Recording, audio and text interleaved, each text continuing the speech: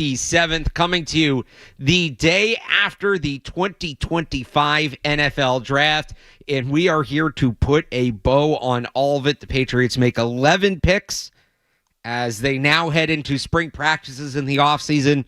The roster has been reset. Cerrone, as we get going here this morning. Good morning. Good morning, man. How are you doing, man? I heard you was up to the wee hours yesterday, the last few days. Yeah, I got, I think, like three and a half hours of sleep Thursday night and Friday, and then I got like 4 hours each of the last 2 nights, but I'm good. I got this, and then that's it. And then that's it. And then draft season is over, and boy, what a way for the Patriots to send us out with a heck of a draft as the Patriots worked on restoring the roster. This Restoring the Roster segment is brought to you by Blue Sky Restoration Contractors. If your home or business is damaged by a property disaster, call Blue Sky first. With locations across New England, they'll take care of everything from beginning to end. Visit goblusky.com. No E. BLUsky.com. Blue Sky Restoration, restoring your property and your life for a brighter tomorrow. And it does feel like, Cerrone, waking up today. And look, it's the day after the draft. You're obviously going to this is usually, nobody really sits there the day after the draft. Well, maybe Browns fans. But most people don't sit the day after the draft and say, man, I can't believe what they just did. Even last year, we didn't feel as good as we do today. But we didn't hate it. But yeah, you sit here today, talk about a brighter tomorrow. The way the Patriots approached this draft, we talked about this being a foundational offseason about Mike Vrabel wanting to build his core, and that's the kind of players they took in terms of the positions they targeted, in terms of the personalities they targeted, obviously the skill sets. This feels like it could be a foundational draft for the Patriots. Yeah, it does. I mean, I love the combination of what they did in the draft and what they did in free agency and how it kind of, I would say, meshes together, but you kind of see what they're doing here, man. The attention to dominant in the trenches and dominant, not on the outside with the skill position guys, even though they got those guys, they seem to have a mindset of we're going to be a dominant team in the trenches on both sides. We're going to be a physical team. We're going to be able to run the football. We're going to be able to stop the run. We're going to be able to get pressure. Our front seven's going to be better. We're just going to be more of a balanced team and not make this, and we understand it's all about Drake May, but we're not going to make this a Drake May drop back and throw it 45 times a game and be one of those type of offense, one of those type of teams, real finesse. I think this team is built to be a physical squad, and you hit the nail on the head in the open there that foundational pieces, guys that we're going to be talking about for a long time. And it actually feels like a true change for this Patriots team. Yeah. Of guys that fans are going to be, fans are going to be fans of different players. You know what I'm saying? It's not going to be, well, okay, we got Drake May. It's going to be 50,000 Drake May jerseys in the stands. Right. It seems like a situation we've seen over the last 20 years where everybody kind of had their own fan and their own guy. And fans of different guys. And I can see this draft being a huge, not just the draft, but what they did in free agency as well to pair along with this. So I think they did themselves a real service the last few days. And I meant to do this off the top in case you missed it in the headlines. The draft in the first round, the Patriots took Will Campbell, the tackle from LSU. Second round, running back Travion Henderson, Ohio State. Third round, wide receiver Kyle Williams, Washington State. They moved back in the third round, picked again center Jared Wilson from Georgia. They made 2 fourth-round picks, safety Craig Woodson from Cal and defensive lineman Joshua Farmer from Florida State. 1 fifth-round pick. This is where they started really letting loose with the trades. They made 5 total. They got pass rusher Brady Swinson from LSU. 6th round, they got their kicker, Andres Borregales, Miami. I do think he goes by Andy. Said that yesterday. 3 seventh-round picks, offensive tackle Marcus Bryant from Missouri. Long snapper Julian Ashby from Vanderbilt. And with the Mr. Relevant pick, cornerback Kobe Minor from Memphis to round that thing out. I think, and you bring it to free agency as well. I just think we spent a lot of this pre-draft process, and a lot of that was about Will Campbell specifically. Mm-hmm. But we spent a lot of this pre-draft process debating best player available versus drafting for need, especially when you have some of the glaring needs that the Patriots have or had. That was and I don't know that there was an exact right or an exact wrong answer. It's a more nuanced conversation than just one or the other, but that was really what it all came down to when we were debating Campbell versus Genty versus Membu versus McMillan, all of that. And then in the later rounds as well, The debate was really drafting for need for a team with glaring needs versus taking the best player available. And I think that they really walked that line perfect, as close as you can to perfect. Yeah. I mean, we'll see how it pans out. But, the way I look at it, just take the 2 picks off the top. And we talked a lot about Will Campbell leading up. We can get a quick Will Campbell thought in here if you want, Cerrone, just with the draft set. But Will Campbell was a needs pick. Yeah. And the other thing we talked about was addressing premium positions. Like, how much weight do you put on that? With their first pick, they drafted a clear need, and they did so at a premium position. With their second pick, they did the exact opposite. I think there's a real case that based on their board, I know a lot of people wanted Luther Burden. I'm among them. I don't think Luther Burden was on their board. So factor that in. There's a real argument TreVeyon Henderson was the best player on the board at pick 38. Yeah. And they, positional value aside, because he's a running back, they took the best player available. Then they go back. Kyle Williams, Jared Wilson, needs. And then I think, Craig Woodson probably wasn't the most consensus, had him lower, but Joshua Farmer, clear best player on the board, expected to be a top 100 pick. Brady Swinson, clear best player on the board, expected to be a top 75 pick by some people, and they got him at 137. So I thought they did a really good balance of, all right, we're going to address the needs we need to address, but we're not going to let that handcuff us in adding overall talent. And I just think there's a really healthy balance there. Yeah, there is.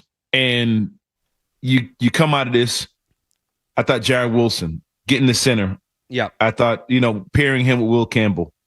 TreVeyon Henderson, I'd never expected that one at all, but I was pleasantly surprised when he popped up there and they grabbed him. And it's just, we've talked about drafts recently with this team, and they normally would find guys that, they not to say guys you never not heard of. You've heard of everybody. You know them all.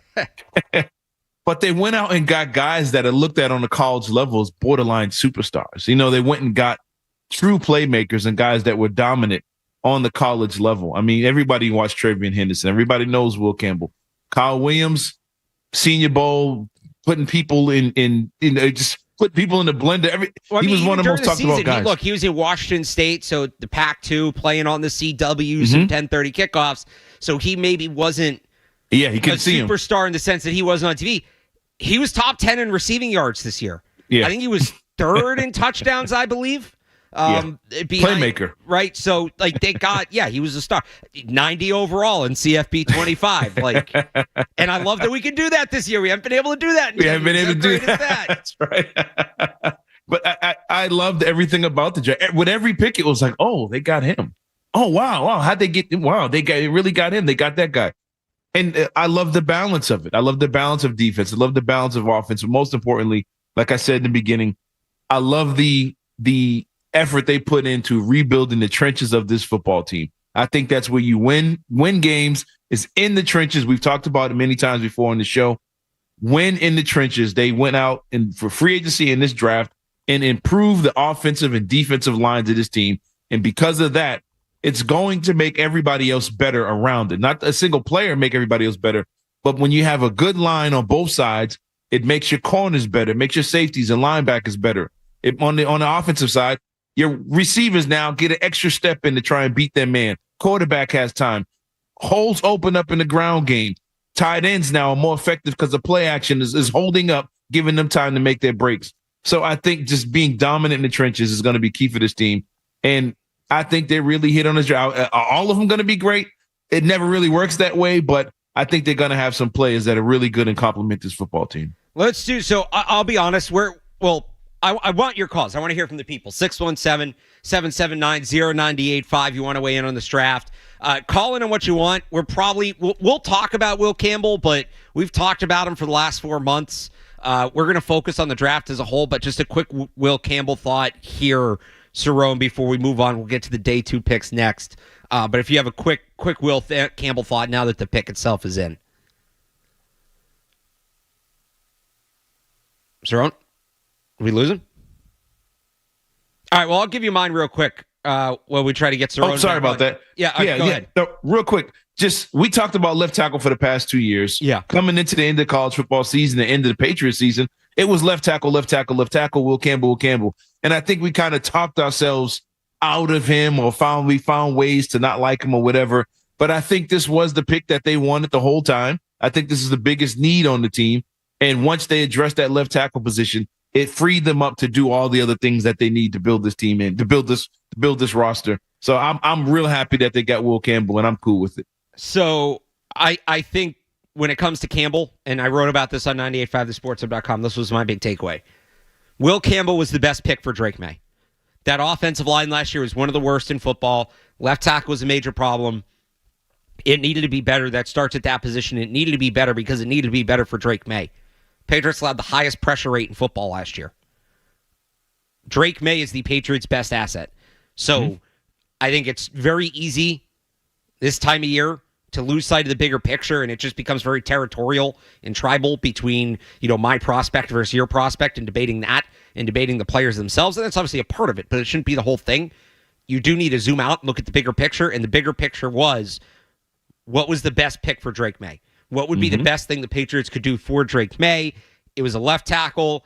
I believe Will Campbell was the best left tackle in the draft. You want to say it was Armand Member or Kelvin Banks, that we'll track all their careers together. That's what's going to happen. But yeah. I think the most important thing with that 4th overall pick was the Patriots do what was best for Drake May. What's best for Drake May is what's best for the football team. And with the 4th pick, the Patriots did what's best for Drake May, and that's what's important. And I would say that approach continued in terms of what's best for Drake May. That approach continued on to day 2. We'll get to that next. Plus your calls, 617-779-0985. You want to talk Patriots draft here on the Sports Hub Sunday Kickoff. Stay tuned for more Sunday Kickoff on the Sports Hub.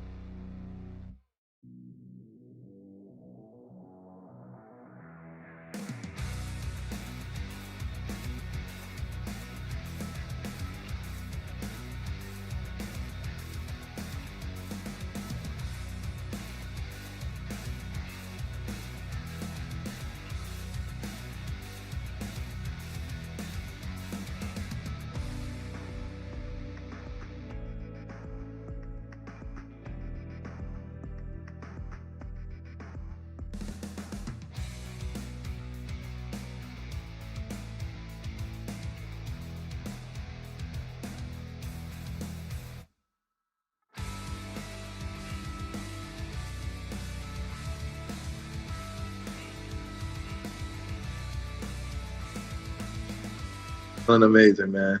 I'm excited. Good. Can you take us through from when your college season ends, obviously with the championship, all the way through tonight, the times you've spoken with the Patriots, met with them, where were you? What did you talk about? Yeah, I think I only did one Zoom meeting with the running backs coach. And so other than that, honestly, I had no clue that, New England was going to be the spot. And so it was definitely a surprise for me.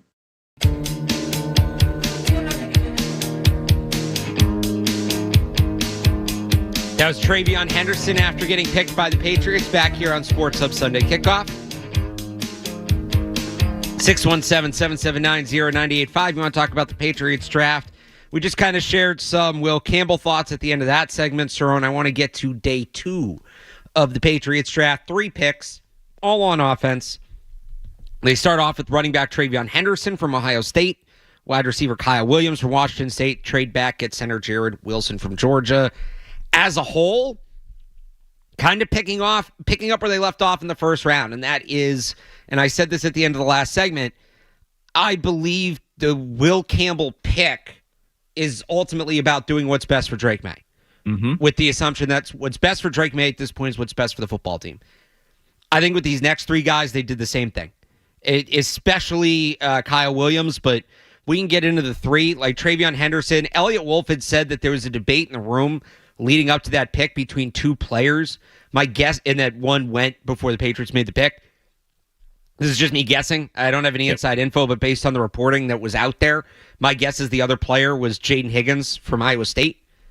But they end up going with Travion Henderson, running back earlier than some people expected. We knew they were going to take a running back going in. They were talking about that. Game-breaking speed. People are going to talk about him as a, in that James White role, and I wrote about this on 985thesportshub.com. He certainly has a skill set for that. He's a good receiver, really good agility, excellent pass blocker. Don't forget that part of that role. I think people lose track of that. Like, oh, this running back catches a ton of passes. He'd be really good in that role. Well, can he block? Henderson certainly can. He plays a lot bigger than 5'10", 203, which is what he's listed at. But he can do more. He is a better traditional runner than the Patriots players we usually see in that role. And the big knock under McDaniels, right? They would do the early down passing down thing. Antoine Smith, Kevin Falk, Sony Michel, James White. And then the last few years, they've just kind of gone to, all right, well, Ramondre's going to have 2 series, and then Antonio Gibbs is going to have a series. And, everybody's playing across all situations. So the knock on the McDaniels setup is that it becomes too predictable. And look, they won the Super Bowl in 2018, but if you remember during that season, this was kind of a narrative that I think it was like 60-something% of the time Sony Michel was on the field, the Patriots were running the football. And did they become too predictable?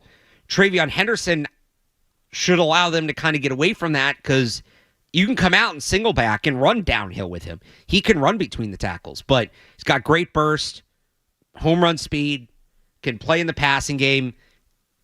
It's probably earlier than most people wanted a running back, but he is a really good running back. Most years, a guy with his makeup would be a first-round pick. It's just in this class with guys like Ashton Genty and Amari Hampton, he got pushed down the board. This is what we kept saying with this class. You're going to get good running backs later than expected. Now, we were talking about it getting like a guy who might go day 2 in the 4th or 5th round. It's the same thing just earlier.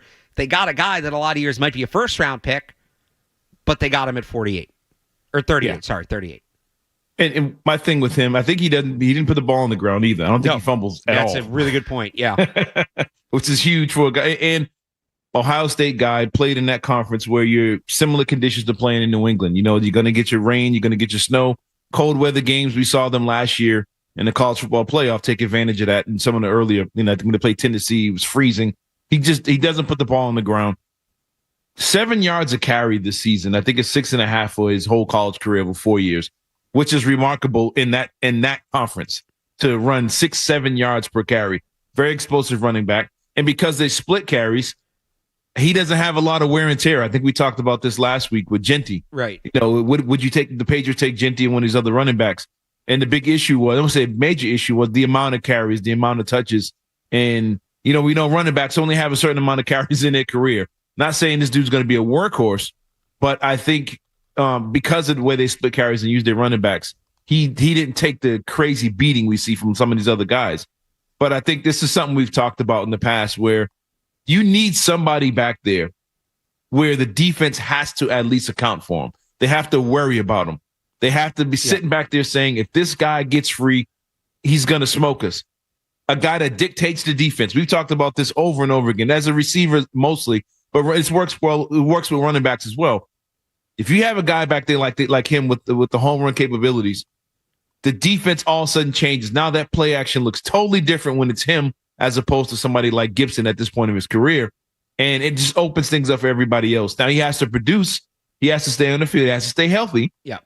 And these are all things we got to say about all these guys. But if he's anywhere close to what he was in college with that home run speed in the division, cutback ability, all those things, being able to catch the ball, they got themselves a real home run with this one in many different ways. He's going to be able to help a lot of guys on offense. You mentioned the workload. Part of the reason Ohio State went out and got Quinshon Judkins last year in the portal was that Henderson kind of was getting banged up over the course of the season, but coming here, I don't think they draft him to be a bell cow. He is going to split with Ramondre Stevenson. Now, I think he might end up being the lead back. Maybe not right away, maybe not week one of rookie year, but this year, next year, he might end up with more usage than Stevenson, but I think they're going to split.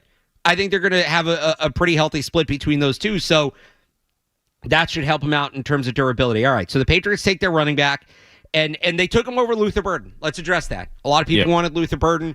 I really like Luther Burden specifically because of his juice, his explosiveness, his ability to pull away in coverage and pull away after the catch.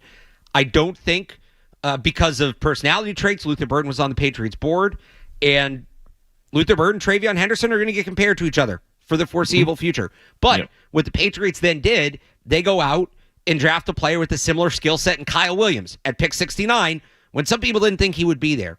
The difference between Kyle Williams and Burden has a little more proven production. He's also a little bit bigger, so that helps. But Kyle Williams, similar idea. This is a guy that separates. He can separate at all three levels. And the big thing with him, I asked him after the pick, so he wasn't bad. He wasn't bad by any means. He was fine. But he had modest production his first few years in college. And then last year, he really broke out. He had 1,200 yards, I think 14 touchdowns. He was among the leading players in the nation, and I wrote about this on 985thesportshub.com as well. You can find this. I kind of broke down some of the numbers. He was one of the best yards after catch receivers in the country last year. He was not really a yards after catch threat before, and I asked him, I said, what changed going into that season? He said that was his focus. He wanted to be able to extend plays. He wanted to be able to take a 3-yard screen 60 yards, and his yards after the catch per reception went up 3 yards per catch, which if you think about every catch over 90 catches, that adds up, right? He does that in a number of ways. He's fast, 4.4 flat 40, agile in the open field, all of that. So here you have a guy that can separate at all three levels, can create after the catch. Reminds me a little bit stylistically. I don't know that he's going to be this player. This is probably the ceiling. Reminds me of Stephon Diggs. When Stephon Diggs is on. And I think learning from Stephon Diggs is going to be a tremendous opportunity for Kyle Williams. So we are going to do TreVeyon Henderson versus Luther Burden for the foreseeable future. That is going to happen. Yep. But they were not getting Kyle Williams at 69. I don't think they certainly weren't getting a running back the caliber of TreVeyon Henderson at 69 if they had picked Luther Burden at 38. So when we have that conversation, I'm not saying we can't have it. We absolutely can. It's a fair conversation. I don't know how it's going to turn out. I would just say let's frame it Luther Burden versus TreVeyon Henderson and Kyle Williams. I think that's really going to be the debate there. Yeah, I mean, I think he's going to be an exciting player. I think he's the type of guy that could be, I would say, what we saw last year with Malik Neighbors or Brian Thomas, one of these guys that makes an impact early. Not saying he's going to have the Ladd McConkey type season statistically, but I think he's going to be one of those rookies that is going to really stand out because he's going to have his playmaking moments. He's going to have some big plays here or there. Is he going to be a guy we have games where he has 12 catches, 130 yards or something like that? I don't know about that, but I think he's going to have times where he's got 3-4 catches, 400 yards because he's taking one to the house or something along those lines early in his career. But I think what you said is key, learning from Stephon Diggs. And over time, I think he turns into a huge volume guy because of his ability to get open so quickly. Yep. It's just one-on-one situations. You're going to be looking his way because he's going to be open in his first two steps. He's so good. The yak was the big improvement from 2023 to 2024, and hopefully that continues. The Patriots, by the way, were one of the worst yards after catch teams in the league last year. Their wide receivers collectively averaged just 4 yards after the catch per reception, which is, you want to be certainly over 5. 5.5 is about where you want to be. They were at 4. But so that was like the big jump for Kyle Williams. But among his best traits, his release package is unbelievable. His ability to get off the line. It's a lot of fun to watch. He dominates, especially when all the, a lot of these kids now are running. I saw people calling them TikTok routes. He's kind of a technician with it. And then the last pick, because we're up against it here on day 2, center Jared Wilson, viewed by many as the top center in the draft, definitely has starting upside.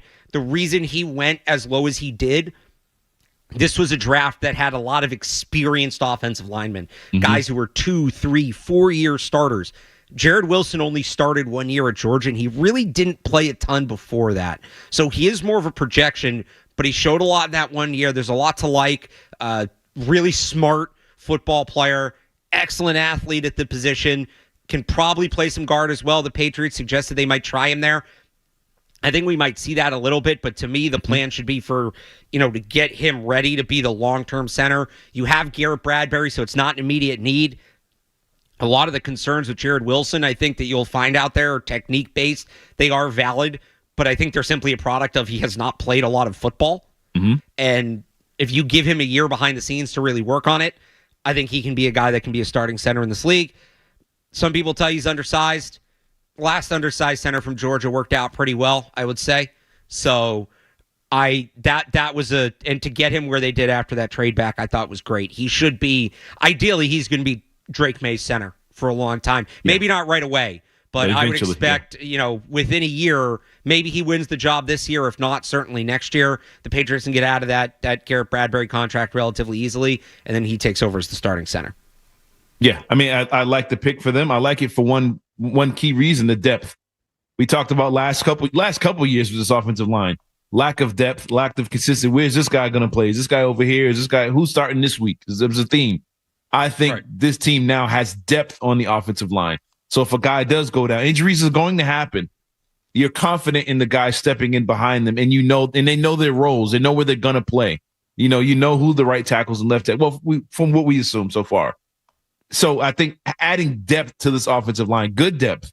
So if a guy goes down, you have somebody real competent to step in and can keep this thing going. So I really love them. Again, what they did in the trenches, adding depth in the trenches. Injuries are going to happen. And if you're going to be a physical team, you're going to need depth at those positions.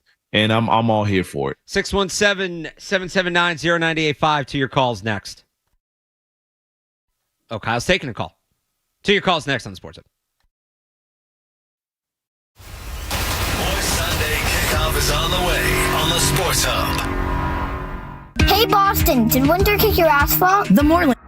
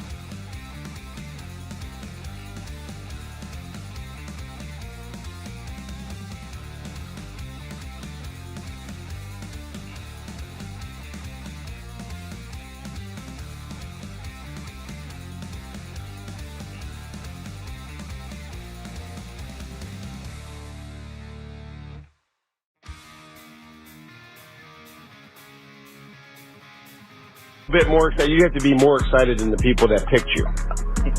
Man, it's a lot of emotions right now. I bet, man. And enjoy every minute of it. We're excited to have you. And thank everybody that helped you get here. And you made a heck of an impact on us through this process and meeting with you. So I'm going to let you talk to our owner, Mr. Kraft. We're excited to have you, man. Great. How you doing? How you doing? I'm good. I hope you're excited. I'm ready. I'm just excited. I'm ready. Well, we're excited to have you. Greg Woodson, boys, let's go. Saturday. Yeah, we are always running for the thrill of it. Always pushing up the hill, searching for the thrill of it. All right, real quick before we get to these calls, Cerrone, that was some of the day 3 picks getting their calls from the Patriots. Your favorite day 3 pick by the Patriots? We talked about that safety. We talked about you've talked about safety forever. Yeah. And they went out, and I don't know if he's the burner free safety ball hawk that we've talked about, but I think addressing a need for this team, and I think they needed a safety. We would love to see them do it in free agency with a veteran, but I think going out and getting a guy senior who's he played 5 years, 5th-year senior, really smart player, really heady guy that knows where he's going to be, and I don't think he's going to get burnt a lot. And I think just adding a player like that, again, to a defense I think is already good is only going to help. And I'm glad they went out and addressed the safety position. I was just chuckling because it seemed like he was more excited to talk to Robert Kraft than he was to talk to Vrabel. Because Vrabel told him. Vrabel told him he had to be more excited. Yeah. Listen to the coach. Good start. As soon as he heard Kraft, he started. He just got loud. But I thought that was pretty cool. But, yeah, I think I'm glad they addressed that safety position. My favorite's Braden Swinson from LSU. They needed an edge rusher. I get that. We had all talked about that. I think a lot of people had wanted to see them take that guy in the top 100. I wouldn't have been against it if they did. I mean, depending on the player, right? But Terrell Williams, his defensive coaching staff, has so much success coaching up that position. I think getting a guy a little bit later and maximizing him, like the Patriots are in a position to maximize Braden Swinson, right? And he was supposed to be a top 100 pick too. So he was a guy some people were mocking the Patriots in the top 100. But I think getting a guy like that with his upside, it's just tremendous value. A guy that gives them something that they needed. So I was a fan of that pick. But let's go back to day 2. Andy in Sudbury wants to discuss one of the day 2 picks. Andy. Good morning, guys. How are you doing today? Good morning. I just want to talk about center Jared Wilson out of Georgia. Let me tell you guys that I forget exactly what his combine speed was. It was like a 4.87, I think. I wanted him since at the position. What? It was fastest at the position, yeah. I know. Fast for an O-lineman. I've wanted him since the combine, and he was a number 55 for Daniel Jeremiah. I am psyched. We traded down twice to get him at 95. It was like that was the best pick of the draft for me, was Jared Wilson. And let me tell you, I was just looking at Kyle Williams. His grade versus man coverage was an 89.8. I mean, he's going to be an underrated wide receiver. So I was thrilled with those 2 picks. Thanks for the call, Andy. With Jared Wilson and him falling again, I think it was just the experience, but that was great value. And they turned the Matthew Judon trade because it was that 77th pick that they traded down. And with what they got, they ended up getting Jared Wilson, Braden Swinson, and then a 4th-round pick next year. So there will be more to come from that, too. Maximizing an asset. Matthew Judon, I think, is still unsigned. So maximizing an asset there. Walter in Boston also wants to talk about the day 2 picks. Walter. Hey, what's going on, guys? Hey. You guys are right, because the kid, the Cal kid, his best thing was about his communication back there. Yep. But Steve Smith had Williams as his number 3 receiver. Said about his separation, and that when he ran his 40, he had something on his hamstring. But my thing was what you just said, Bob. It's like Swinson, I think, was a top dude in pressures in the SEC, and I'm a Florida State guy. It's like Farmer fits what they're doing up front. It's like he's a defensive lineman that can get to the pass to the quarterback, and his thing was just he was dinged up. That's why he fell that far. I think overall, if you see CBSA true, everybody's giving this an A+ draft. It's just getting them on the field. But I wanted to ask you this one thing. Are you looking forward to Felger saying how every pick is trash and that, because it's coming, right? It's like, and you brought it up earlier too. It's going to be beautiful to see them come out to the line of scrimmage and have a running back in the backfield that you don't know what they're going to do. You know what I mean? Yeah. So you guys have a good day. Thanks for the call, Walter. In terms of Felger, I know we were talking about it on Friday, the Travion Henderson, Luther Burden thing. He's going to have some fun with that. And then I think some of the trade backs too. But I'm honestly interested to hear what he says. I really am about this class. One more call, Vic in Virginia. Vic. Hey guys, I'm happy with what the Patriots did in the draft for the most part, but I'm still concerned with our receivers' size. All of them are all like barely or 6 foot, all the same kind of caliber thing. Is there and we didn't address the tight end position. So what do you think's the outcome there? From how's the scheme going to be with McDaniels? I know how he runs it, but it's just I feel like May needs a possession receiver, and I don't know who that possession receiver is. Thanks for the call, Vic. Good points. The possession receiver is going to come from the slot. That's going to be Kyle Williams. It's going to be Stephon Diggs. Mm-hmm. Those are going to be the guys that are, you're one of those. Well, Diggs, we'll see how much he plays. But between those two, I think you're going to see 140, 150 targets combined between the two of them this year. Those are your possession, chain-moving receivers. It's not going to come at the X. They didn't add the X, which was a need. So it's going to be Mac Hollins and Kayshon Boutte, I would think, competing for that role. Javon Baker may be in there as well. We'll see where he is at. That was one of the things that did not get addressed, X receiver. Now, McDaniels and his offense, the slot's always been prioritized over the X, so that might be why they went with Kyle Williams instead of a bigger guy. Although we know they wanted we don't know, but it was reported that they wanted Jaden Higgins, and he would have been an X. As for the tight end thing, they actually did address tight end. As much as I like this draft class, Cerrone, the UDFA class, they weren't done after Mr. They weren't Irrelevant. done. They kept going. This UDFA class, oh boy. Wait, there's more. We have to talk about the UDFAs because I think multiple players from this class are going to make the team. That's right. UDFA class breakdown. We've talked day 1. We've talked day 2. We've talked day 3. Let's get into these UDFAs next on the Sports Hub Sunday Kickoff. More Sunday Kickoff coming up on the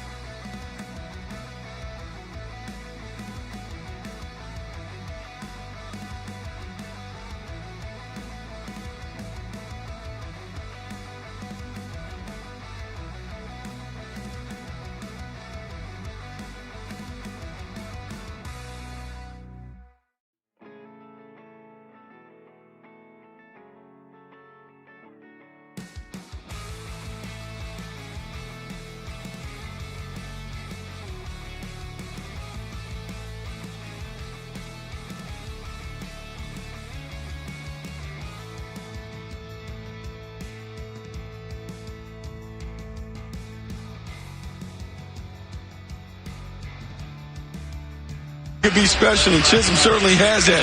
You can see in the slot just getting busy. Catches it, and then the way to finish it off. Ooh, man, the ability to be able to in the slot with that kind of suddenness and quickness, it puts that nickel back defender on an island. There is no right choice. You go left, I go right. You go right, I go left. That's exactly what he did, and you saw what he did when he got the ball in his hands. Wide receiver, Eastern Washington, one of many UDFA's Patriots have signed. So I said it going into the break. This UDFA class, they got to work. So they came out of the draft with 10 open roster spots. They've reportedly signed more than 10 UDFAs. So some of these guys, so you can sign a player to like a UDFA, the 3-year contract. You can also sign him to a tryout contract, which basically means he's going to go to rookie minicamp and nothing settled plus that. And then, guys can get signed out of rookie minicamp. Essentially, you get a full contract. A lot of these haven't been identified which is which, so keep that in mind. But the UDFA class right now, and there's been more signings coming in, so trying to stay up to date, but I believe this is everybody. QB Ben Woolridge from Louisiana, running back Lan Larison, UC Davis, fullback Brock Lampy, Northern Illinois, wide receiver Efton Chisholm, Eastern Washington, wide receiver Demir Blank Musee, Memphis, wide receiver Jeremiah Webb, South Alabama, tight end CJ Dupree, Alabama, tight end G. Scott, Ohio State, couple offensive linemen, Jack Conley, Boston College, Cole Burdrow, Merrimack, defensive lineman Willifred Panay, defensive lineman Bryce Gagnius, edge rusher Elijah Ponder, linebacker Cam Riley, defensive backs Brandon Crossley, Josh Minkins, and Jordan Polk. And I think we got another one this morning. This is a rookie minicamp invite, fullback Dwayne Martin, Louisville. There are multiple players on that list that were expected to get drafted. There are multiple players on that list who will make this team. This is the UDFA class I put together as an ideal one before I get disappointed, usually. The highlights to me. Lan Larison, UC Davis, had over 2,000 all-purpose yards last year. Rushed for over 1,000 yards, and I think he had like 700 receiving yards at UC Davis. There's a Danny Woodhead comp there. He can be kind of a solid backup running back. He can back up both spots. Also is going to play on special teams. Efton Chisholm, slot machine. Plain and simple. Lines up in the 90% of his snaps are in the slot throughout his college career. Lines up in the slot, gets open, chain mover. Josh McDaniel's going to have a ton of fun with this guy. 120 catches for 1,300 yards in 12 games last year. The caller in the last segment talked about tight end. CJ Dupree. I was honestly surprised CJ Dupree did not get drafted. Of all the players on this list, I don't know that he has the best chance to make the team. He's up there. I don't know that he is the best just because of some of the other depth at the position, but he's a really good blocking tight end who flashed some kind of previously unknown athleticism at the combine, might have some receiving upside. He could have a role here. He's definitely an NFL player. We'll see if it's here. Brock Lampy. We knew they needed a fullback. He's a textbook McDaniels fullback. 6'1", 260, powerful. That guy can play. Josh Conley had some NFL looks. The guard from Boston College, he could fit in here. Honestly, the defensive guys, it kind of drops off defensively a little bit. But and then Ben Woolridge, the quarterback. We know they want a third quarterback on the roster. So he has a chance. So, 7-year college player experienced. It's a really impressive group. As impressive as the draft class is, the UDFA class, equally impressive. I think you're going to have multiple people. Lampy's going to make the team. There's a really good chance he's the fullback. I think he's probably the favorite just because they don't have anybody there. Dupree has a good chance. Larison has a good chance. I think Chisholm has a really good chance to be their slot receiver. Eventually, maybe not right away, but eventually he fits that McDaniels mold. And then Woolridge. All those guys can make the team. What do you think of G. Scott? So do you think he didn't play a lot at Ohio State. I love what he brings to the table, just athletically. That's what I was thinking. I think he looks like he could be, just hypothetically, if he makes the team, he'd be probably the most athletic tight end they have on the roster. I really don't know. I don't think he ever caught more than 27 passes in a season, if I remember correctly. Yeah. I don't really know what he does other than be athletic. And that's not a bad thing. That's not, because they have time. They needed a long-term tight end, but that guy doesn't need to play right away. So maybe if they feel like that athleticism is something they can tap into, all right, we're going to keep him on the team, or maybe he's on the practice squad and eventually moves up to the roster, right? But we're going to keep him around. We're going to work with him. And then, next year, If they feel like he's made good progress, maybe he becomes tight end 2 after Austin Hooper. I think it's essentially him and Dupree competing for that role. Again, like the defensive guys, I don't stand out as much to me. Panay, I believe I'm pronouncing that right, is interesting. Didn't start playing football till late. He's from France and attended high school over here in Connecticut, and he's kind of started to develop also as a tight end at one point. So that was interesting. Minkins has the safety from Cincinnati, has some multi-positional ability, but it's really the offensive group. A lot of people expected Chisholm to get drafted. A lot of people expected Dupree to get drafted. Larison, people thought could be a draft pick just because of his production. And then Lampy was the second best fullback in the draft behind my guy, Robbie Oots, who went to Seattle, which is a great pick for them. But like, there are guys here that these aren't guys that you were just scrambling to look up after the Patriots signed them. These were guys that were talked about as draftable players throughout the pre-draft process. And real quick, with the what you said about the fullbacks, this kid being the second highest rated fullback in the draft, it seems like, the things are swinging back to, I would say, a running back heavy league, but more running backs coming off the board. It's become more of a premium position again. You would think naturally that there'd be more fullbacks because you need guys to block for all these running backs that are all of a sudden attractive and get in the league. And I'm kind of surprised at that you're not seeing a premium on fullbacks because everybody's just running these single back formations or, multiple tight end sets and stuff like that. But you would figure to be more of a premium of a fullback. So I'm happy that the Patriots are addressing that and going back to a simple, okay, it's 3rd and 1. Let's get the fullback out here. We know what the deal is here. Let's be physical. But I thought there'd be more of a premium on fullbacks. And on the flip side, more running backs, more running game. I thought there'd be more of a premium on middle linebackers as well, because you're going to need guys to stop the run game. But it seemed to be more addressed to the interior. But I agree with you when it comes to Dupree, the kid from Alabama. And he showed flashes of athleticism during the season. There's one of the highlights that kept showing of the big play he got against Vanderbilt, where he just gets behind the coverage and he just takes off.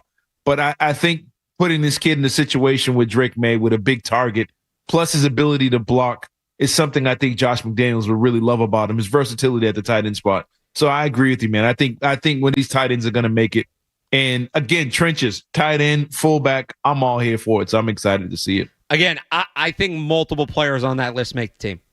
Yeah. I mean, Lampy, they need the fullback. So Lampy's right there. And I think Chisholm, Larison, and one of those tight ends. Dupree versus Scott could be a sneaky fun camp battle for the 3rd tight end spot, Cerrone. I'm not going to lie. That could be training camp's going to be fun, man. Training camp is going to be a lot of fun. So we had to do a quick UDFA minute because that is, I mean, Tampa had a pretty good UDFA class. I haven't seen every team's, all their signings, so I'm not sure, but like that has to be up there for the best UDFA classes. You want to talk about that? You want to talk about the actual draft class? 617-779-0985. Quick check the headlines, and then I do want to talk about some of the league-wide draft stories too, including one, Cerrone, I know that you are very passionate about. 90 seconds, no commercials. Back to it here on the Sports Hub Sunday Kickoff. Studios. The 18-time world champion Boston Celtics are looking for number 19. Tatum pulling up. Hear every playoff game right here. Your home for Boston Celtics basketball. Easy FM and HD1 Boston 98.5. The Sports Hub. Beasley Media Group Station. Sports Hub headlines. Presented by Celsius Energy Drinks. 2025 NFL Draft in the books. Patriots make 11 selections. Offensive tackle Will Campbell, running back Travion Henderson, wide receiver Kyle Williams, center Jared Wilson, safety Craig Wilson, defensive lineman Joshua Farmer, linebacker Brady Swinson, kicker Andres Borgalis, tackle Marcus Bryant, long snapper Julian Ashby, and cornerback Kobe Minor. They've also been busy in the UDFA, Mark. You can find more on all of that on 98.5thesportshub.com. The Celtics take on the Orlando Magic in Game 4 of their first-round series tonight. C's looking to get up 3-1 after their loss on Friday. Grandy and Max will have coverage from the Amica broadcast booth starting at 6:30 right here on 98.5 The Sports Hub. The Revs picked up a 1-0 win over Charlotte FC last night. Carlos Gil scored the lone goal for the Revs. And the Red Sox split a doubleheader with the Cleveland Guardians yesterday. They'll wrap up that series this afternoon. Sports Hub headlines are brought to you by Safety Insurance, providing comprehensive coverage for your auto, home, and business. Ask your independent agent about safety. I'm Alex Barth on Boston's Home for Sports, 98.5 The Sports Hub. Your next update at 10 o'clock. got the app, you've got Tusher and Hardy to wake you up no matter where you are. Or who may or may not have been to jail. Get the app. The 98.5 The Sports Hub app. It's never too early to talk football on Sunday. Coming to the game on Sunday. This is Sunday Kickoff with Alex Barth and Cerrone Battle on 98.5 The Sports Hub. Started at Jackson State, playing for Deion Sanders at the FCS level, then transferred up. Think about Colorado. He didn't have an offensive line in 2023, and then this past year, really both years, not much of a running game at all. Okay, guys like Marion Hampton and Ashton Jeanty had more rushing yards in a game and a half than their top rusher did all year. But you look at the accurate, precise passing. One thing to be accurate, another to be precise. Shedeur Sanders is. When he's getting pressured, he has that feel, and he will take a little off, and he will layer throws. A lot of college quarterbacks don't do that. He already gets that element of playing quarterback, which you will have to be in the NFL. The deep ball accuracy, he showed it at the Combine, he showed it at Colorado, he showed it at Jackson State. The ability to slip and slide. Yeah, he's not going to run a 4.6, but within the pocket, just give the kid a fighting chance. Colorado rarely did. When he had an opportunity, you saw this strike there to Will Shepherd. Again, there were games like Oregon where he had no shot. Here he avoided the initial pass rusher. He rolled right, he made a throw. This fact he's like, just out there just talking, he's not athletic, it's a bunch of BS. It's not true. This kid can avoid, he can move, and he can make throws against his body like this. Key play against Baylor in that football game, Lou. I don't get it. I know you don't, but here we are in the 5th round. The Cleveland Browns get a guy who should have been, in my opinion, a first-round pick, a high first-round pick. That was Mel Kiper once Shedeur Sanders was finally off the board. Pick 144, which, by the way, originally belonged to the Patriots. They traded up there to, they originally traded it to, I think, Seattle, who then flipped it to Cleveland for Shedeur Sanders. Alex Barth, Cerrone Battle.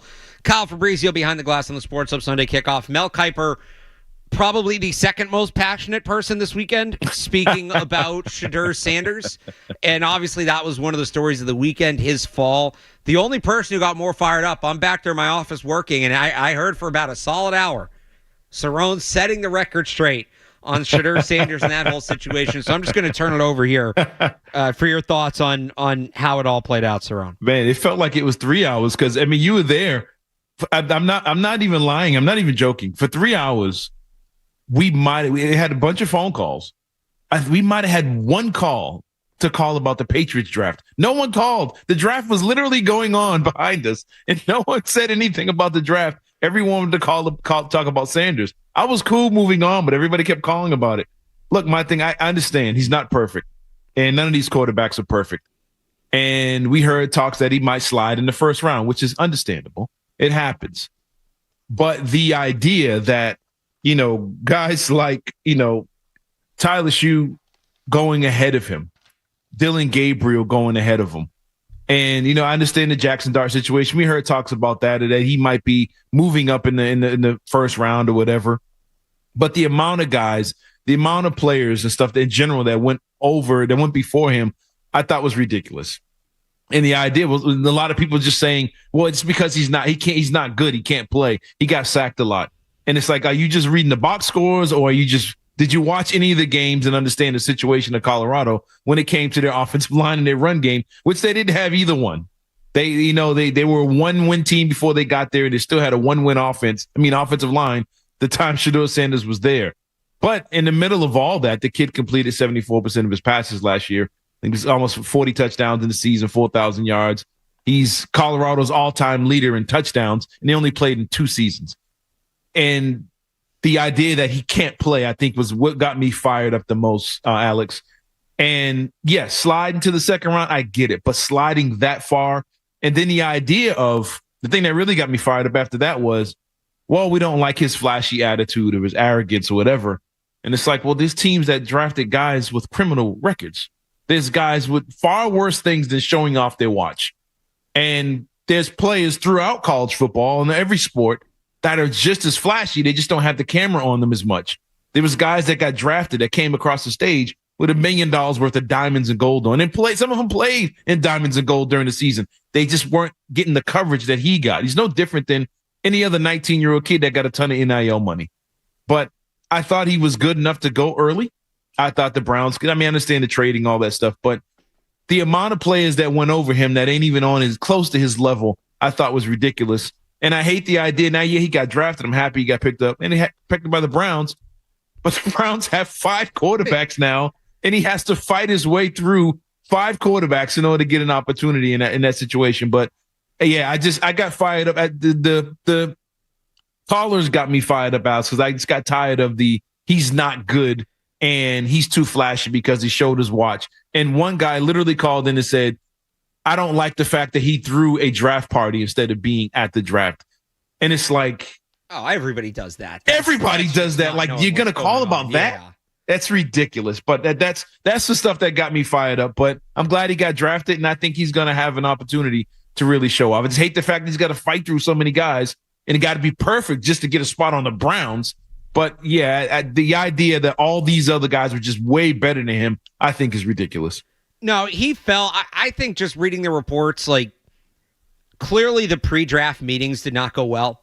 Mm-hmm. In terms of, like, I do think it was a personality thing, but I don't think it was the sense of, like, oh, he's showing his watch. Oh, well, he's refusing to shake hands after he was doing all of that and was projected to be a top 40 pick that whole time, right? Yep. I think he did something when he went into those meetings. I don't know what.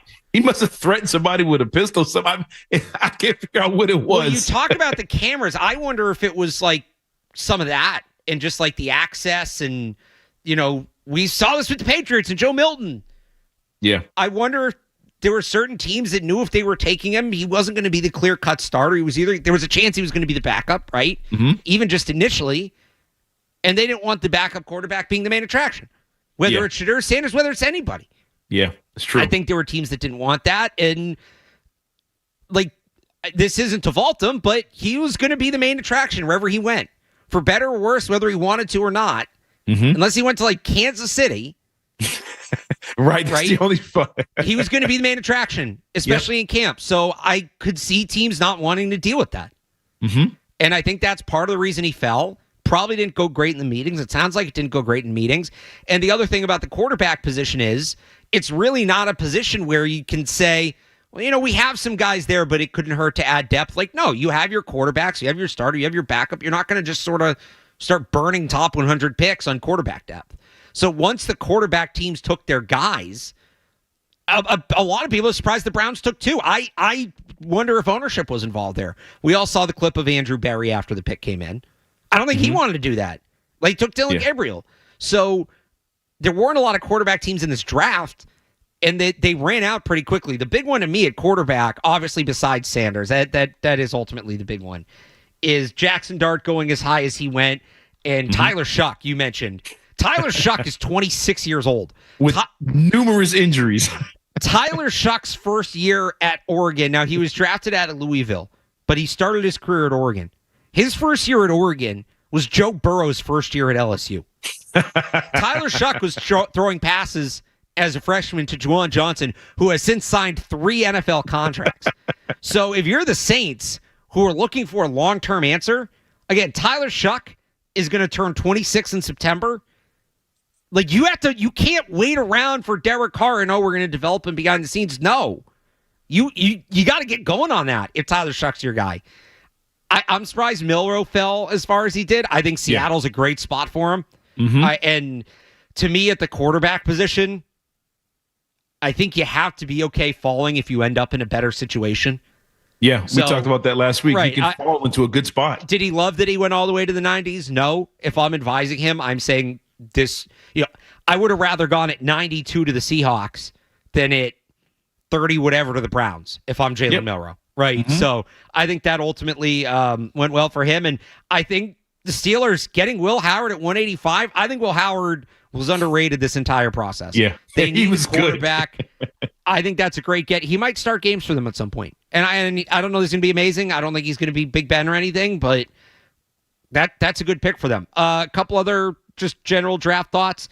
The big losers of this draft are the Atlanta Falcons. That stupid trade they made to move up to 26 and give up a future first for a situational pass rusher ruined any chance the Patriots had at trading up in the first round, because you're not moving up, giving up a first round pick, but the price has now been set, especially after the Giants paid a very reasonable price. You could say Houston undersold that pick for the Giants to move up and get Jackson Dart. And then the Atlanta, and I'm like, all right, cool. A second, a third, and a future third. Patriots can come up. Matthew Golden was off the board, but maybe they get, one of these guards, or maybe they go up and get a pass rusher, not James Pierce, but like Donovan Azaraku or somebody like that. Nope. Then here come the Atlanta Falcons, Leroy Jenkinsing themselves into that 26 overall pick after they'd already taken a speed pass rusher, an undersized speed pass rusher, and Jalen Walker. That was the most confusing thing for me in the first round. I don't know if you have any other, non-quarterback draft thoughts, Cerrone. I'm going to say non-quarterback, but just in general, when it goes, it's a quarterback thing. The idea of, remember the talk this time last year, wait until next year when the better quarterbacks come out. Remember, we would you don't need to draft Drake May. You can wait till next year. Ewers. Carson Beck. Wait until next year. Quentin Ewers goes all the way toward the end of the draft. Carson Beck is in wherever he's at right now. The Jalen Milroe has a down year. He slides. And you still hear people saying, but next year's QB class is going to be unbelievable. I think we need to wait until these guys actually play games and finish the season before we say what QB class is going to be what, because it's too impossible to predict. It's the hardest position to project. Yes, thank God the Patriots stuck with their guns and took Drake May, because could you imagine the situation this year trying to figure out who's going to play quarterback for this team?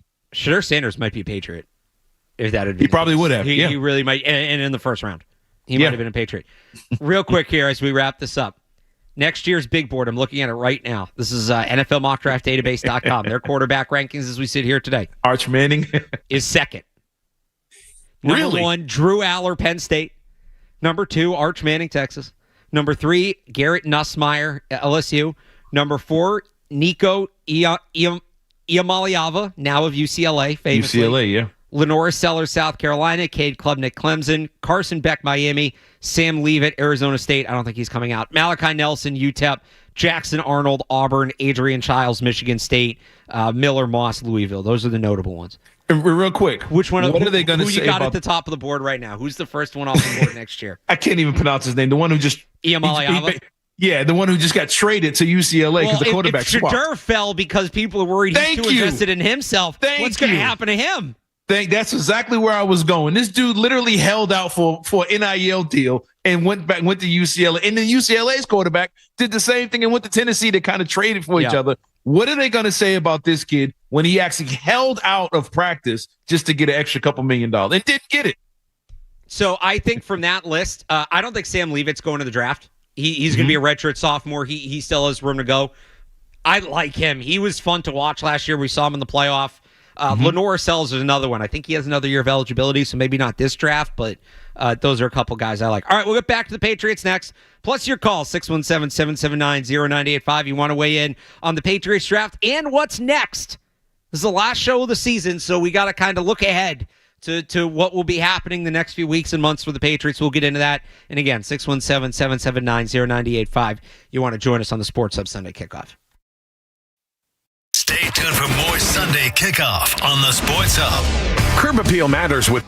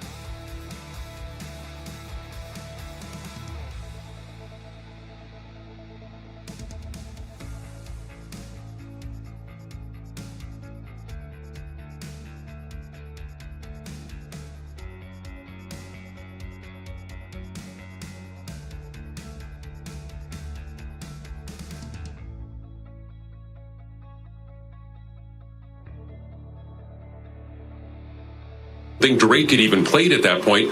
What caused you to think that way? And I guess is this the culmination of that conversation? Yeah, I think, the biggest thing for me was I wanted to play for an organization that had history, that cared, that wants to win. That's the thing for me. I want to come in and I want to win, and I'm going to do whatever it takes to help the team win. And, Drake is a heck of a player. I'm super excited to, build our relationship. Coach Vrabel is a guy that I want to play for. This is an organization, the proof is in the pudding with this place, and that's something that I want to be a part of.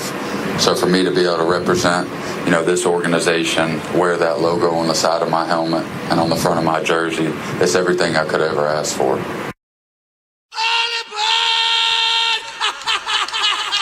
Will Campbell, very happy to be a Patriot.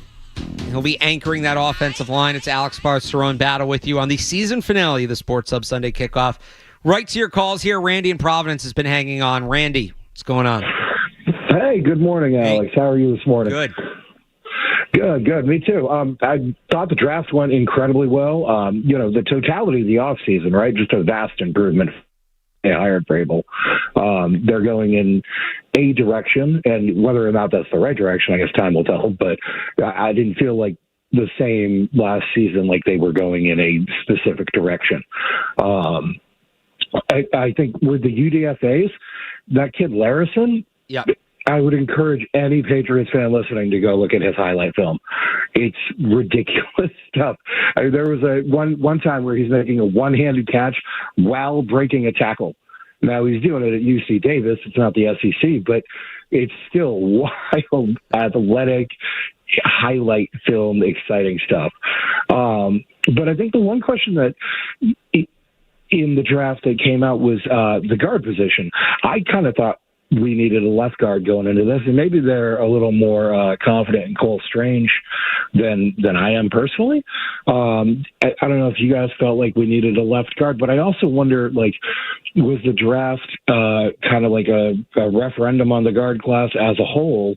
Because I felt like there were a couple teams that we saw plugging holes prior to the draft at that position in Chicago Bears. But the Chiefs, I felt like needed a left guard, and I don't think they took one. And Houston just patently refuses to put any offensive lineman in front of C.J. Stroud. And I thought that was weird. So I don't know if because you had Clay Webb, Jackson Slater, who were pretty solid prospects at the left guard position going quite late. So I thought that was a question. And I think Patriots specific too. Are we still expecting a Kayshon Boutte trade? Because we didn't see an X-receiver type drafted. And then if you don't mind if I just chime in real quick on the Shedeur thing. I think real quick the here, Shedeur thing. Yeah, super fast. The Shedeur thing is, I think it's just about ego outweighing talent, right? I saw a lot of comps skill-wise to Teddy Bridgewater. Teddy Bridgewater, super personable guy by all reviews. I've never met him. If you were to comp, I would say Dion and Shedeur, look, we saw Jason Taylor and Mason Taylor. Mason Taylor was in this class. Nobody was following him around. He wasn't in front of cameras talking about how legendary he was and this, that, and the other thing. He wasn't trying to draw attention to himself, and I just think that kind of backfired. All right, thanks for the call, Randy. To go back to the guard thing, it's a good point. That was the one position I would say they left unaddressed that I was hoping that they would really add. It was a good guard class at the top. Once you got out of the top 100, not so much, so maybe because they didn't get it high. Now, Elliot Wolf did say they think Jared Wilson can play some guard, so maybe that's a part of it. Jack Conley's an experienced player who they got in the UDFA market from BC, so maybe that's another guy. But no, I think the plan is between Cole Strange, Layden Robinson, Sidney So, and Wilson, I think they believe that they have a guard there and they'll put it together. Yeah, and I agree with that. I think they have the depth now to where they can say, okay, now let's see what we got here. Let's evaluate these players and then plug them where we think they should fit.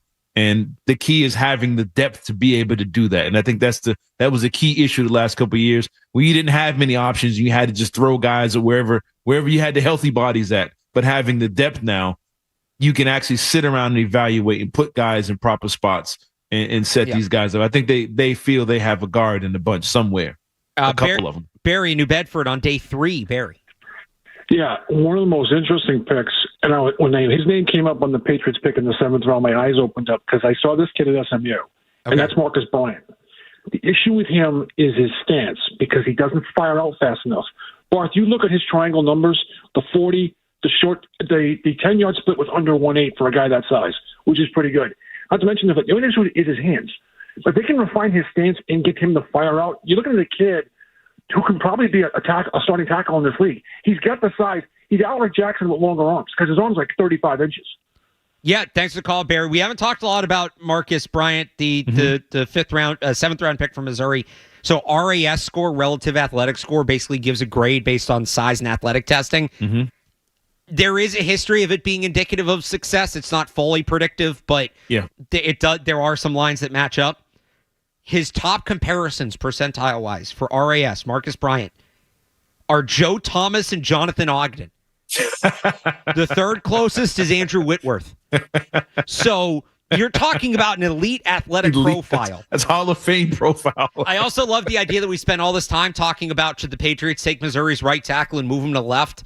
Now they're going to take Missouri's left tackle and probably end up moving him to right. I think he has. So he played right at Missouri, or he played left at Missouri, but he played some right at SMU before he transferred. He has experience at both spots. I think with his athleticism, has swing tackle upside. The caller mentioned his stance. He's all legs. He's very high hipped. Mm-hmm. So some of it is just his build. He's got a little bit of an awkward build, and he's athletic. When I say he needs to be faster, like he needs to react faster. That's a big part of it. He just needs to react to what he's seeing faster. That's part of his issue as well.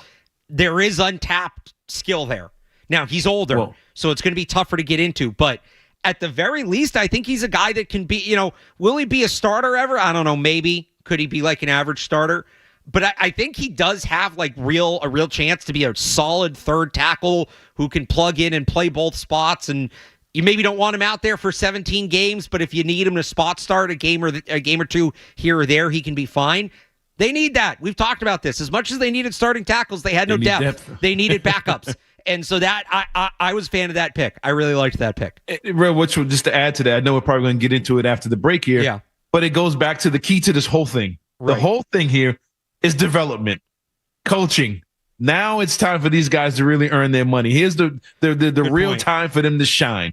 It's all about development. If you can fix things like stance and hand placement, footwork, this is where the coaches have to shine, and this is where they can turn this draft into one of the great Patriots drafts, or it can be one full of bust. It's all determined by the development with these new coaches that they brought in. All right, let's go to Joe in the car on the defensive approach. Joe. Hey, guys. Good morning. Hey. Curious what you think the Patriots' plan for edge pass rusher is going to be beyond this season. Obviously, with Chason and Landry, they're good for this year, unless injuries deplete them. And I just looked at what they did in the draft. I mean, Swinton, I love him, but I think they were pretty lucky that he fell to the 5th round, whereas you saw Farmer they grabbed in the 4th by trading up. I'm just curious, what do you think happened? Because this was supposed to be a deep defensive end draft. How come they didn't go for that a little bit earlier? I'm not complaining on what they ended up doing, but I think a lot of luck happened with that. Well, it's what you said, and thanks for the call, Joe. It was a deep draft. So guys, Swinson wasn't the only one that fell. Baron Sorrell was another one that was tied to the Patriots that was supposed to be like a top 75 pick, and he went in the 4th. He went higher than Swinson did, but I think they kind of saw guys falling, and I think because of some of the depth they have for this year and this defensive coaching staff, their history of getting the most out of edge rushers, I think they felt like it was a position they could wait. We knew this coming in. They weren't going to address every need that they had emphatically. They had too many needs to do so. So do you think that's a position? No, I think that's weighing things out. All right, you got a project guy in Swinson, good stuff. I didn't need them to take an edge high. If Abdul Carter was there, that was another story, but I don't mind them. All right, we have this guy. He's out of the rotation. Next year, we'll probably talk about it as a more pressing top 100 need, but they had bigger needs this year, and they prioritized it. I have no problem with that. Do you think, I meant to ask you this last week because the whole talk about defensive ends and edge rusher, stuff like that. Do you think the fans mean everybody, do you think we're all underrating the fact that they still have Keon White on this team. And with the additions of defensive tackle and bringing in Landry and other moves that they've made, do you think they believe this dude can be a stud and now he's freed up because of all the other stuff that they've added? Well, I think you mentioned White in particular. And one guy we haven't talked about a lot is Joshua Farmer from Florida State.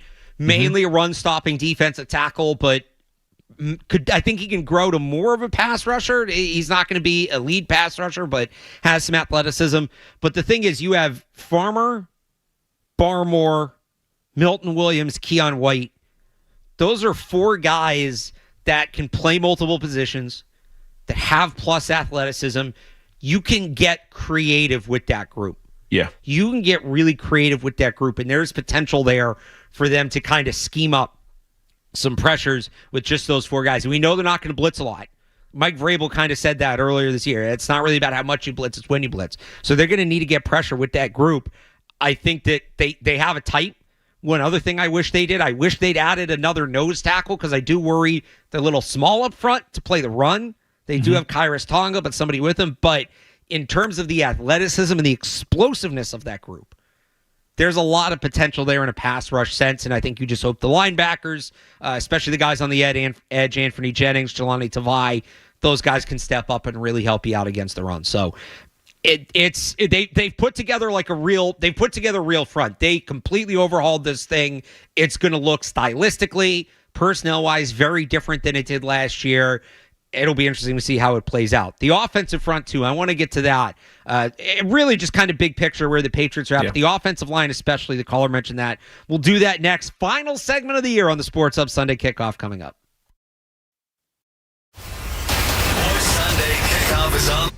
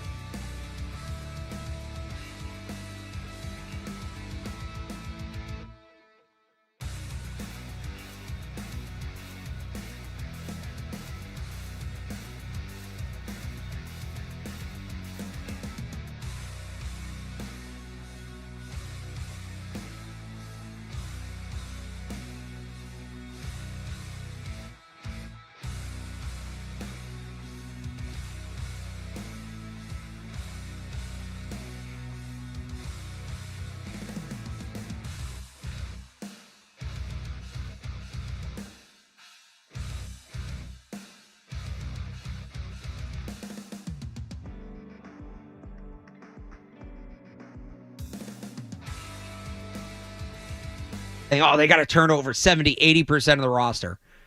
And I said that was an unrealistic expectation. You usually don't see that. 40 to 45% is generally considered significant roster turnover in the NFL. We'll see how it ultimately ends up looking, and this is, 53 man to 53 man. So week 18 roster to week 1 roster. Obviously, there's a long way to go before the Patriots get down to their initial 53. But I was wrong. There's a good chance I was wrong. They took a hatchet to this thing. Yeah. There was a significant reset that happened, especially on the offensive line. We talked about that being their biggest need this offseason was improving that unit, however they went about it. And I think it almost happened under the radar because there was so much focus on defense and free agency, and there were so many questions about Will Campbell during the pre-draft process, some fair, some not. But if you look at it position by position, left tackle last year, that was Vidarian Lowe for the majority of the season. By most major metrics, he was a bottom 5 left tackle in the league.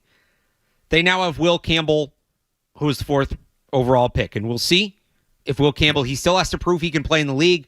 But as the 4th overall pick, he should be given every chance to do so. For the first time in like 3 or 4 years, there is not going to be a left tackle positional battle going into camp. It's will tackle, and I know Mike Vrabel said he's going to compete for the job like everybody competes, blah, blah, blah. It's coach speak. Yeah. Will Campbell's starting left tackle. Right tackle, Morgan Moses. Definitive answer. That guy's going to start. He's 34, but he's been durable. Holds up well. There's your right tackle. Right? And then the backups, they needed backups. Caden Wallace is still here. They draft Marcus Bryant. Vidarian Lowe. DeMontre Jacobs still here. Like, they have options at the backup tackle spots. So tackle is in, dare I say, relatively good shape. Yep. At guard. For years. First time in years. It's definitely in better shape than it's been the last 3 or 4 years. Easily. It could be a little better, but like for where they were at the start of the offseason to now. It's April, and we know who the left and right tackles are. Right. That's and there's a healthy competition for the backup spots. Yep. I will take that. Yes. And the other thing about Morgan Moses signing him, Mike Onwenu, for like the first time in his 6-year NFL career, has a position. He's going to stay in that position. Mike Onwenu is going to be your right guard. He can spend his offseason training at guard. He can spend training camp at guard. Mike Onwenu is your right guard, period, full stop. That's good. Left guard's the one they didn't really answer, but we said this. If they come out with 4 definitive stars, then at center, they have Garrett Bradbury. Ben Brown is still here. He can compete. Jared Wilson is still here. He was drafted. He can compete. I don't exactly know who the center is going to be. It's probably going to be Bradbury right away. Maybe Wilson steps in at some point. But like I'm not worried about center. They're going to have a starting caliber center. We just don't know who it's going to be. So to me, they came out of this offseason with answers at 4 of 5 spots. They are better at left tackle. They will be better. They should be better at left tackle. They're in a better position at left tackle. They're in a better position at right tackle. I'm going to say they are at a better position at right guard. If you want to call this a homer take, that's fine. But I think having Mike Onwenu there, set, answered, you don't have to do the is he a guard, is he a tackle thing. It's good for him. It's helpful for him. It's helpful for the team. I feel better about their right guard situation right now than I did a year ago. Center, losing David Andrews hurts. It hurts. It does. It sucks. But compared to the guys that they had going out there after he got hurt, worst case scenario, Ben Brown proves he's still the best option. He was capable last year. He was serviceable. Worst case scenario, he's back, but Garrett Bradbury and Jared Wilson both have a chance to be an upgrade over him. And then it's left guard, which they didn't address in the draft. It was a spot I thought they might. But again, 4 positions answered, and now it's Layden Robinson. It's Cole Strange, who I think will also be in the mix at center. It's Sidney So, who I actually think has a good chance of a bounce-back year. I think he's a better fit with Josh McDaniels. And then we'll see maybe Jared Wilson mixes in there a little bit. Maybe Caden Wallace mixes in there a little bit. Some of these UDFAs they signed, I think Jack Conley could be somebody that gets into that mix. But their biggest item on the to-do list was to upgrade the offensive line. And I feel good about how they did it. I do. I think for what was at their disposal, right? They never had a shot at Ronnie Stanley. For what was at their disposal, I think they more or less did as good as they could have done at on the offensive line this offseason? And I think it's the key to the whole offense. I think this is the key. I know we all wanted the skill position guys. We all wanted a ton of wide receivers and explosive tight ends, but none of that works without an offensive line. We've seen it firsthand without an offensive line. I think this early into the process, knowing who guys are going to, who's your right tackle, who's your left tackle, who's your right guard, who's your center, or having an idea who those guys are going to be this early in the process, I think is huge. It's a way to develop timing, rhythm, a chemistry. You won't have things like someone stepping on Drake May's foot because there's no timing there. Fumbling snaps, you know what I'm saying? Little things. Shotgun snaps being thrown over somebody's head because this guy was just thrown in certain positions. You know what I'm saying? Just having some kind of consistency is huge when it comes to running an offense, to, a rhythm of running the football. Okay, we're going to run right here. We're going to run left this whole drive. This is how we're going to do things. Short yardage situation, goal line situations. The tush push doesn't work without consistency. It doesn't work without the rhythm and timing that the Eagles have. That's why no one else can duplicate it. Being able to have some kind of consistency with that offensive line and being able to go through your entire the training camp and all these mini camps and practices with the same unit over and over again can only help the offense. And having guys like Moses over there, he's another leader, a veteran, a guy that can take up the David Andrews spot of after the game, being the one up there and answer and talk about this offense and be a vocal leader for this team, is somebody they can get behind and help out the younger guys that they just drafted and picked up. So I think having the offensive line is the key to unlocking this offense. And then when you plug in the Stephon Diggs and the guys that they drafted, even some of the guys that have been here, like Pop Douglas and the tight ends, they only get better when the offensive line is doing their job. And it only helps out, like you said in the very beginning, all of this helps out Drake May and allows him to be comfortable and be a great quarterback in this league. They had to upgrade the offensive line. We'll see how it pans out, but they put the effort in. They didn't, I kept saying no half measures on the offensive line, right? That's what I kept saying all leading up. No half measures. No, well, we're going to take this guy and move him here. We could get this guy, but this guy's better value. No, they went out and attacked it. They went out and attacked it, which they needed to do, and it is ultimately an investment in Drake May. It is an investment in their best asset on the football team, and it'll pay dividends. And it doesn't just help Drake May in terms of pass protection. They were one of the worst run blocking teams in the league last year. The running backs only averaged a yard before contact per carry. That's ridiculous. So it's an investment in Travion Henderson. It's an investment in Ramondre Stevenson, who Mike Vrabel cited some of those fumble problems as he was getting hit too early in the play. Mm-hmm. The offensive line's going to be better, and that should elevate the offense as a whole. And the other part of the guys they just picked up, these offensive linemen. People mention how athletic he is. Yeah, very athletic group. Having an athletic group, now all of a sudden the screen game looks different.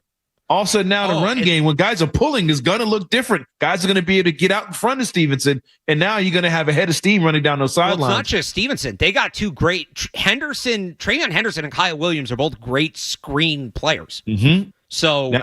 And we know Josh McDaniels loves his screen. This you're going to see a lot of screens this year. I think you're going to see a lot of screens, but they're built for it.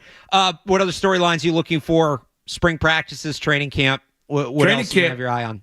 Biggest thing, man. Training camp is who's going to make it.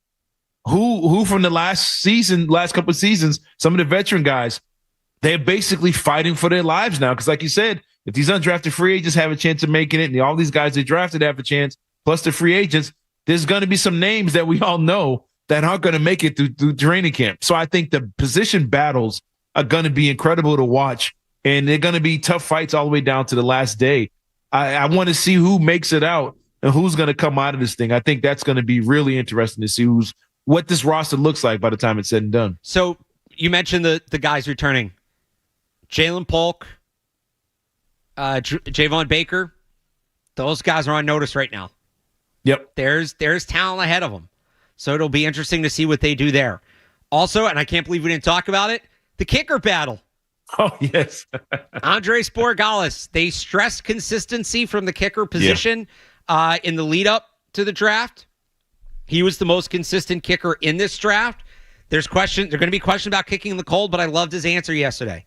He was asked about it. He said he's looked up to Adam Vinatieri all his life. He understands why it's a question, which I think that's good self-awareness. That means he knows, he's not one of these guys, I've kicked my whole life. How bad could it be? He knows it's different, which is good because you got to be ready to adjust. And he said he's looking forward to proving people wrong. So we're going to have another kicker battle. The wide receiver battle is going to be fascinating. And then what they do at corner. I think there's a chance that some of these cornerbacks, that's not, they added a little bit there, but they don't have a definitive depth option behind Marcus Jones in the slot. Marcus Jones on a contract year, so that could be a potential path to becoming a starter. And then who steps up behind Christian Gonzalez and Carlton Davis? Is Alex Austin bounce back after he was kind of hurt, got derailed by injuries last year? Isaiah Bolden, some of these boundary corners they have, Marcellus Dial, how do those guys factor in? So there's going to be a lot to watch in camp. It's going to be a good competitive training camp for the Patriots. But I think it's an example of they have upgraded this roster. Mm-hmm. They were devoid of talent last season. They are still getting there. This is not, I don't think, a Super Bowl roster. No. But it is a significant first step. The comparisons to like what Washington did last year, how they improved. You got to get cornerstone free agents, even if they're not superstars. You've got to get nuts and bolts free agents, and you've got to hit on mid-round picks. Mm-hmm. They added the nuts and bolts free agents in their mid-round picks. They took guys. Well, Jared Wilson might be, we'll see if he starts right away, but besides him, and he's a long-term play, and I don't hate that pick in general, but Kyle Williams, clear path to contributing and succeeding right away. Travion Henderson, clear path to contributing and succeeding right away. Joshua Farmer, clear path to competing and contributing right away. Like, they have built a foundation for this team. Mm-hmm. And I think the biggest thing overall, not just, talked about it earlier, development of these players, development of players that were already here, but the big key to this whole thing is now Drake May has a full offseason. He has a full summer where he is the clear number one. He gets all the number one reps. They're looking to him as a leader. He gets more time to develop his timing and rhythm with these receivers. And he has to take the biggest step, year two, of all these guys that we've seen. And if Drake May is able to do that, and he's able to take full advantage of all the reps and all the timing, all the rhythm he's going to get, plus with McDaniels having a veteran offensive coordinator, right, is key. All these guys having veteran coaches around them that can point out all the small little things about the game can only help them. But if Drake May takes to this coaching and this improved offensive roster around him, I think he's the key to the whole thing, and the sky's the limit for him. But it's all about Drake May and all about him this whole training camp, this whole offseason. So, that's what they've done. They've built that roster up, and now we'll see how it pays off. That is going to do it. Before we wrap up here, we're going to kind of I'll just give some information. So, first of all, I truly appreciate everybody who tunes into the show every week. I know it's early on Sunday mornings, and everybody who kind of talks about, so we're not on in the summer. What am I going to do with my Sunday mornings? That means a ton to me. There might be something coming. It won't be next week. There might, no promises, but I am going to try to have something for you. If you want, I'm still going to be doing the Patriots Hub podcast with Matt Toloff. You can listen to that on Sunday mornings if you want. But we might do something. But I do really want to say thank you to everybody who tunes into the show. 2 years in, it feels like we already have a bit of a following. So I truly appreciate everybody who tuned in all year. Kyle, first full year as the producer, did a tremendous job this year putting up with me. Rundowns coming in late Saturday night, me kind of changing stuff Sunday morning as I blow in the door at 7:45 here. So a thanks to him. He made this whole thing go and work. And obviously, Cerrone, it's been great again working with you this year. Yes, sir. Thank you, man. Thank you for allowing me to be a part of this and suck up some of your knowledge about the game. And I mean, you bring takes that I wouldn't consider. Everybody in the YouTube chat is saying I'm getting emotional. I'm not. It's just been a long weekend of talking about the draft. My voice is going. It's just my voice starting to die. And real quick, just give you your flowers, man. Thank you, man. You on the right trajectory, man. You're going to the top, and I can't wait to watch you on those the big time draft stuff we seeing on the major networks, man. I think you're heading that way real soon. It's been a joy listening to you, man. You're the best in the business when it comes to this stuff. Appreciate that. So again, thank you so much, everybody who tuned in. We the plan will be to be back in the summer. I don't know exactly when. You can follow the show on Twitter at Sun Kickoff 98.5. Also, I do want to have some content relating to this throughout the summer, so we will have something for you at some point. So make sure to check it out then. And we will be back, and I'll be back. I mean, I'm not going anywhere. 985thesportshub.com. I'll have coverage coming this week. I'm working on a couple things now coming off the draft. You can check out there. We'll have the Patriots Hub podcast as well with Matt Dolph on Monday. But in the meantime, I got to get out of here and go enjoy my Sunday. This has been a long weekend. So we got Joe Murray, Paul Perillo coming up next.